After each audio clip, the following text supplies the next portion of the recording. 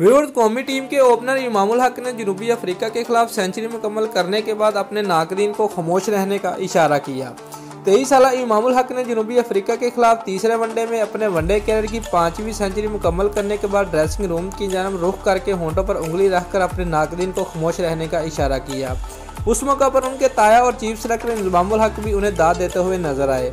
Innings के इख्तिताम पर गुफ्तगू करते हुए इमामुल हक का कहना था कि बाद लोगों का ख्याल है कि मैं पाकिस्तानी टीम में अपनी फॉर्म की बजाय सिर्फ उस वजह से हूँ क्योंकि चीफ सेलेक्टर मेरे ताया हैं।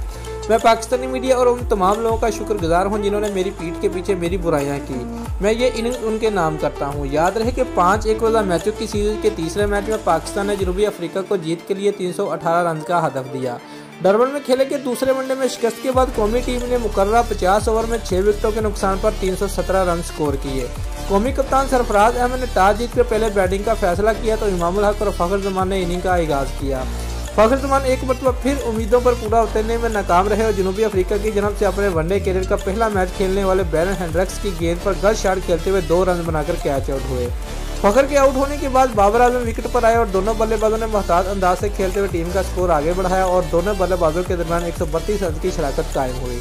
बाबर आजम 136 के मजमूई स्कोर पर 69 रन की इनिंग खेलने के बाद डेल स्टेन की गेंद पर एलबीडब्ल्यू आउट हुए। हफीज और इमामुल हक ने चौथी विकेट के लिए 84 रन जोड़े और उस दौरान हफीज ने अपने वनडे कैरियर की 36वीं निसफ सेंचुरी भी मुकम्मल की, जिसके बाद वो रबाडा की गेंद पर 52 रन बनाकर आउट हुए।